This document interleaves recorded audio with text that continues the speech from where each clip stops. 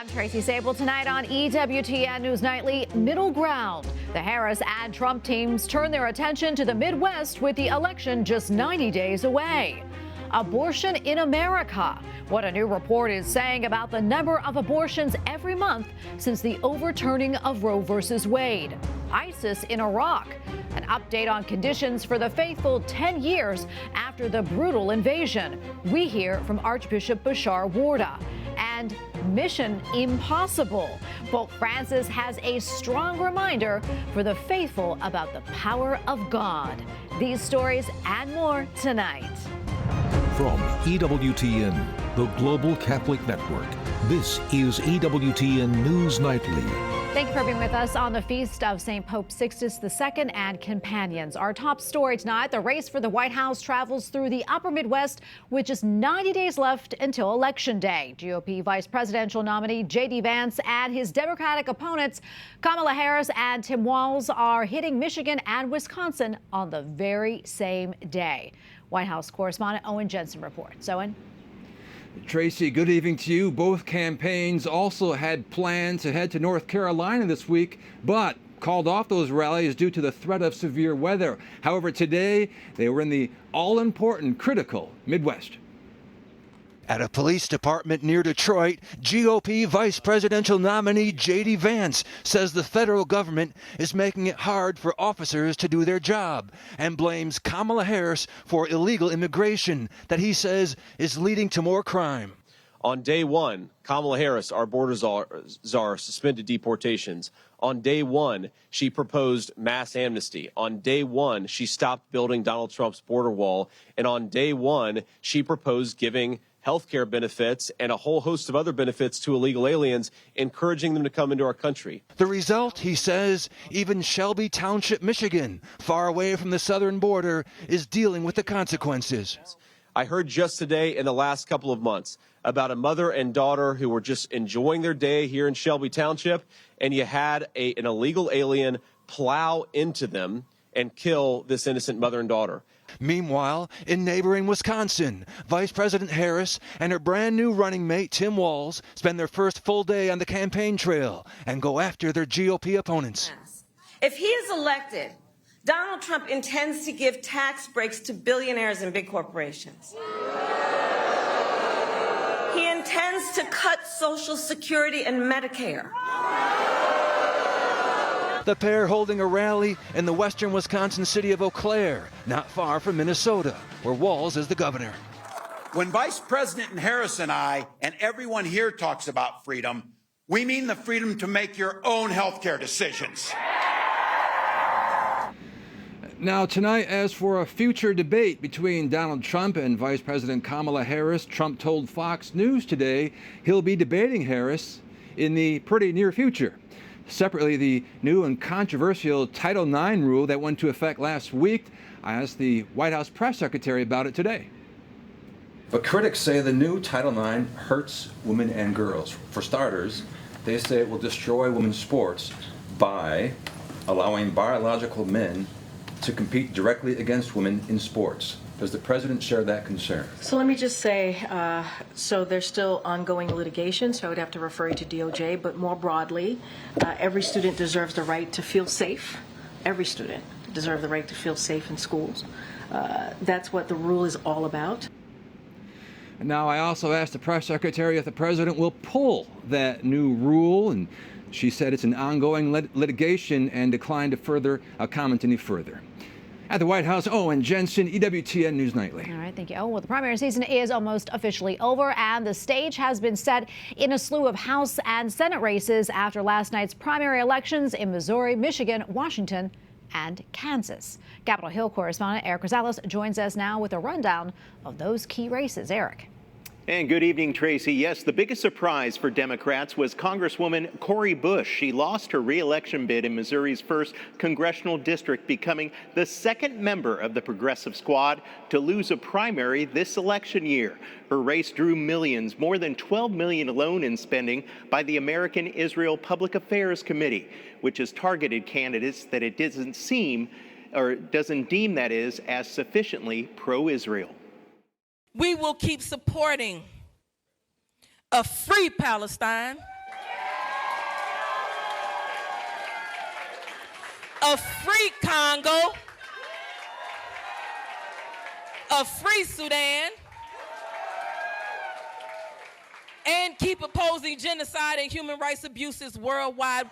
The Democrat primary winner, Wesley Bell, agreed the war in Gaza played a role, but says it was a question of how voters want the Democrat Party to look going forward, including abortion rights.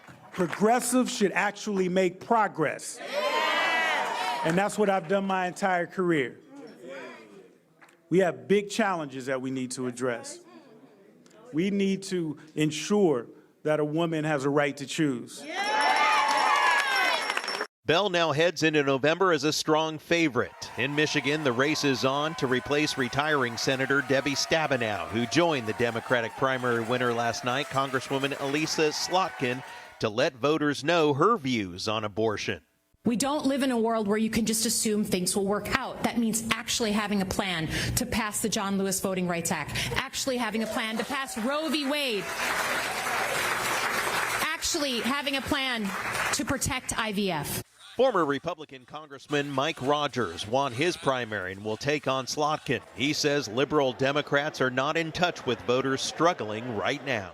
Pay attention to what we said or what we did or how we raised prices or how we raised gas prices, how we opened the border. Don't pay attention to any of that.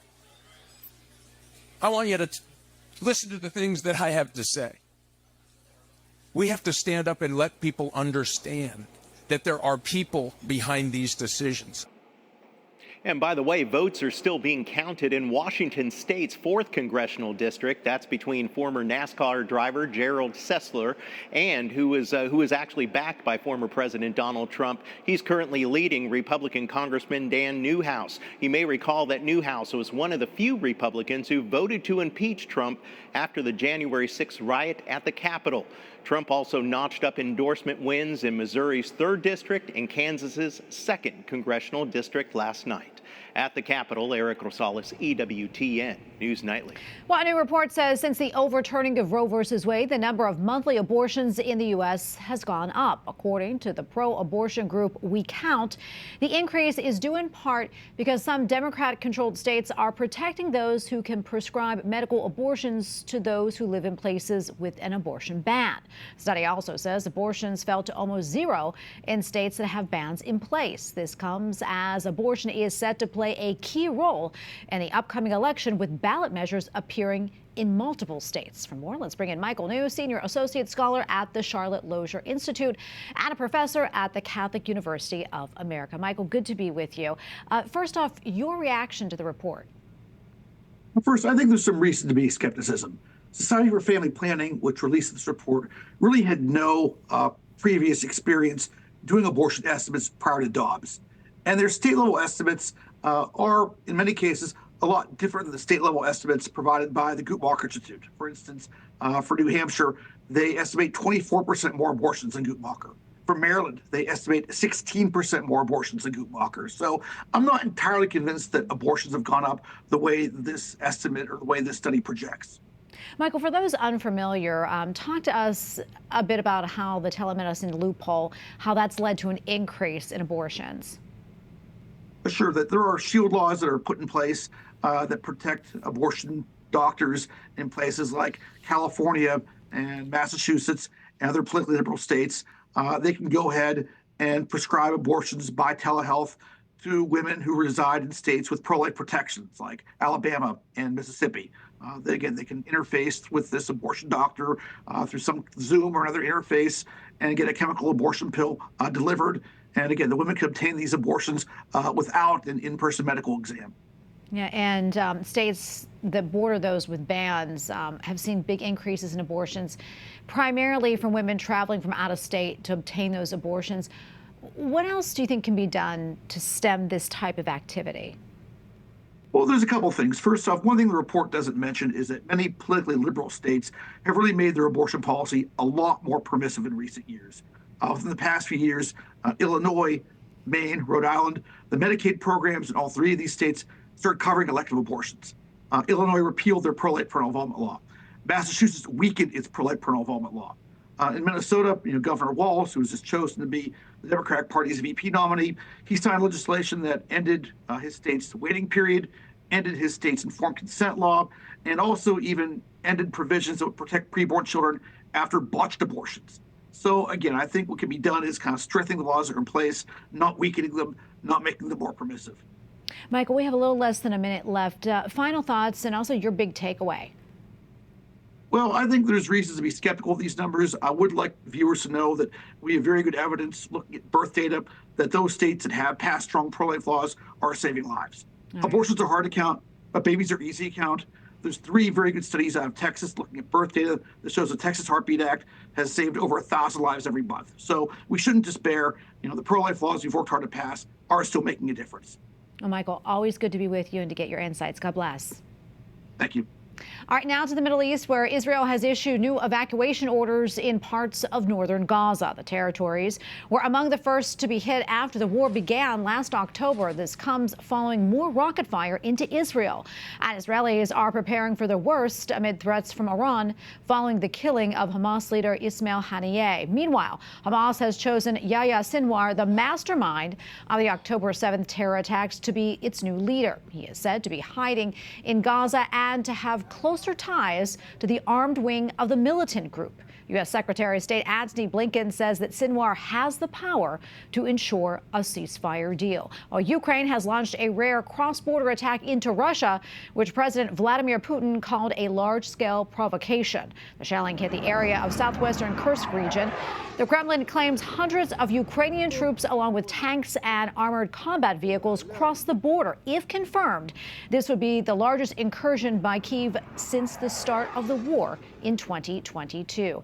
Okay, now to Bangladesh, where the interim government has a new leader. The country's military chief announced that Nobel laureate Muhammad Yunus will be sworn in on Thursday night. While Yunus is said ready to take over and restore the stability to his country, General Wakar-uz-Zaman said those responsible for the violence in the country will be brought to justice. Zaman is also voicing his hopes that the situation will become a beautiful democratic process. No word yet on when new elections will be held. 2 church leaders in Venezuela say there are indications the ruling socialist government may be lying about the voting numbers in the recent presidential election. Cardinals Diego Padron and Balthazar Porras expressed their concerns in a letter. In a hotly contested campaign, the government said Nicolas Maduro had been re-elected to another 6-year term. The announcement sparked waves of protests and claims security forces targeted the opposition party leaders and stole documents from offices. In a letter to bishops in the South American country, the 2 cardinals said faith leaders should be ready to help, quote, a people who feel aggrieved and mocked. They added, quote, it is clear that opposition officials and poll watchers have been intimidated. And we have a lot more still to come here on EWTN News Nightly, including taking to the streets. Riots overtake the streets of the United Kingdom. We have analysis on what may be causing them. And Pope Francis delivers a message of hope to men and women of Afghanistan.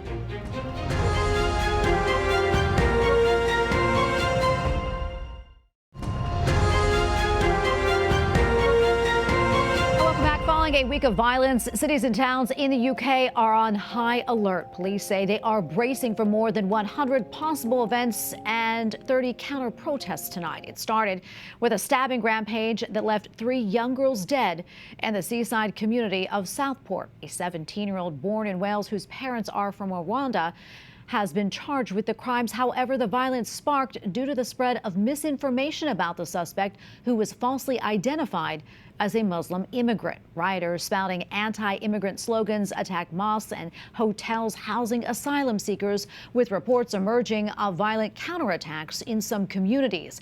And just today, the Liverpool Crown Court sentenced 3 men to jail time after they admitted to being part of the violence. And joining us now from London is Joanna Bogle, an author, historian, and EWTN contributor. Joanna, thanks so much for making the time for us today. We really do appreciate it. So what has been the reaction to these riots in Britain? Everyone is appalled, of course, at rioting, bashing the police, and setting fire to a mosque. I mean, it's appalling, absolutely ghastly. The general reaction among normal, friendly, civilized folk is, this is all wrong. This is absolutely all wrong. Of course, it's ghastly. I know there have been questions over the origins of the disinformation that has come out. Do we know if it started in Britain or did it come from elsewhere? I don't think there's any particular evidence that there's, sort of any conspiracy from outside.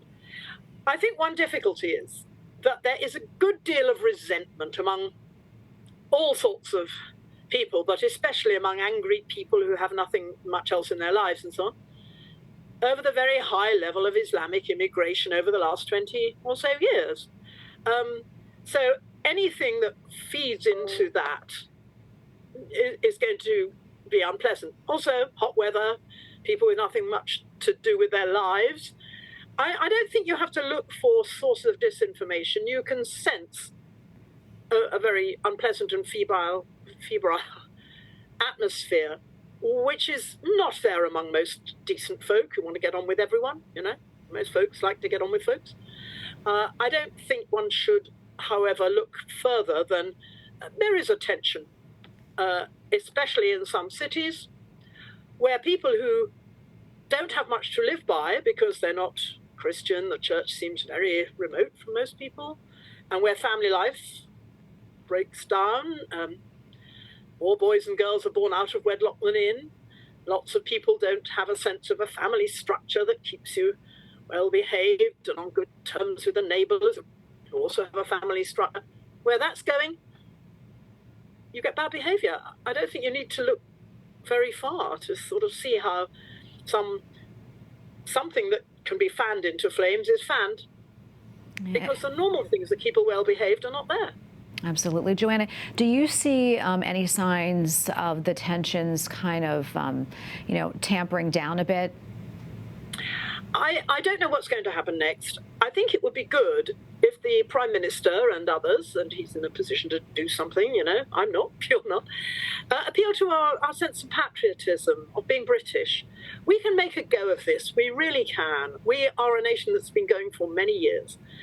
There's been a very high level of immigration. There's a lot of tension about that, but we are a great nation with a long history, and we should appeal to that sense of nationhood. We had the coronation last year. We have something to hold on to that is big, but nobody tells that to a lot of men in Britain. They get a soppy version that somehow, masculinity is toxic, Britain's history is toxic. That's got to go. If I were Prime Minister, I would make a call to our splendid nation's history, our sense of togetherness, and the fact that we can make a go of this wonderful country. Well, Joanna, thank you so much for coming on and sharing your insights with us. We're praying for everybody over there, praying for peace, and most importantly, praying for those little victims and ones in the hospital as well. Joanna, thank you so much, and God bless you. God bless you. Well, back here in the United States, Tropical Storm Debbie is slowly tracking up the East Coast, bringing a deluge of bad weather all the way to the Great Lakes. This was the scene in South Carolina this morning.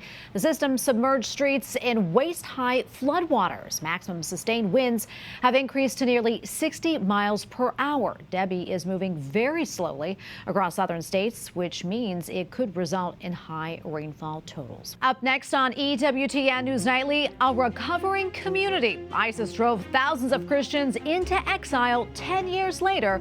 We take a closer look at the situation in Iraq. Plus, that's the spirit. Pope Francis tells us why, to continue moving forward, the church needs the Holy Spirit.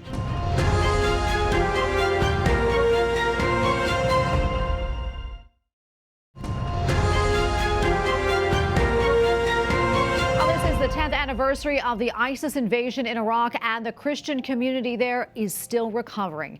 In August 2014, ISIS invaded the Nineveh Plains. The aggression forced the entire Christian population to flee for their lives, with more than 13,000 families flocking to Iraq's Kurdistan region. In 2016, Iraqi forces liberated the region. Since then, roughly 9,000 families have returned. And we turn now to Archbishop Bashar W, the Archbishop of Erbil, Iraq. Your Excellency, thank you so much for joining us today. We really appreciate it.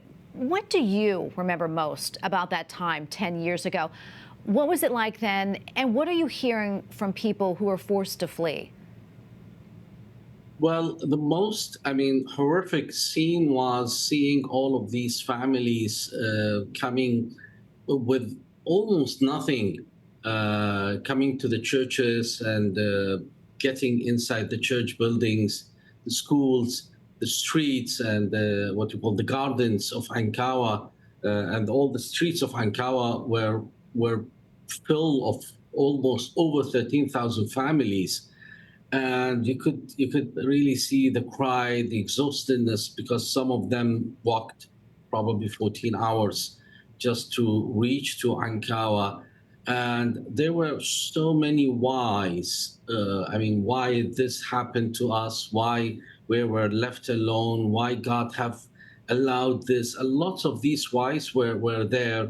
And we were just there, to help as much as we can, but most important was to listen to them and to pray, and asking them to pray for that in that very difficult moments.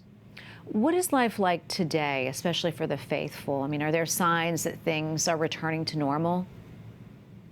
Well, around 9,000 families were able to go back again to these villages, but there is always the whole, issue, the political, what you call, scene difficulties that we have now in the Middle East is just a big threat to the stability of the region. And probably, this would affect everyone in the Middle East. God forbids any escalation of the violence and the war and attacks. This could really lead to another disaster that none of us, saying Christian, Yazidis, Muslim, is really ready to bear more of these horrific scenes. What would you want folks to know who are watching tonight about, what has happened over there in Iraq and where things are right now? I would love to remind all of their moral responsibility towards the region, and especially towards the Christians and Yazidis who've been really suffering as a collateral damage of all of the political decisions that changed everything since 2003 and followed. So yes, as a Christian, we are grateful to all the help that we have received from so many Christians and churches, NGOs, Aid to the Church in Need, Knights of Columbus, so many Chaldeans around the world. But still and not to mention USAID and State Department, all of the people who've been really helping us, and you as a faithful praying for us. But still, there is a need for prayer and reminding everyone that we are responsible for you, brothers and sisters in Middle East. Archbishop Warda, always a pleasure to be with you. Thank you so much for your time. God bless you. And we are praying. Thank you, Tracy. Thank you. And you can learn more about the 10-year anniversary and daily life for the faithful in Iraq by reading Archbishop Warda's commentary piece, which is out today in the National Catholic Register. Just go to ncregister.com. Pope Francis met today with a group of men and women from Afghanistan, and he delivered a message of peace and coexistence. The Holy Father told the group no one can invoke God's name to foment contempt, hatred, and violence towards others. He also spoke out against those who use religion to discriminate against others, and he again called on world leaders to build societies where everyone has citizenship and not just those in the religious majority. Well, Pope Francis reminds the faithful that with God, nothing is impossible. Senza lo Spirito Santo, la Chiesa non può andare avanti. And the first weekly talk after a summer break, Pope Francis resumed his discussions on the Holy Spirit, saying without the Holy Spirit, the Catholic Church cannot go forward and spread the good news to those who seek well-being in this world only. And he added that those who believe in God can perform miracles. Finally tonight, when Catholic high school in Indiana is full of cheers after one of its recent graduates pulls off an incredible feat at the Paris Olympics.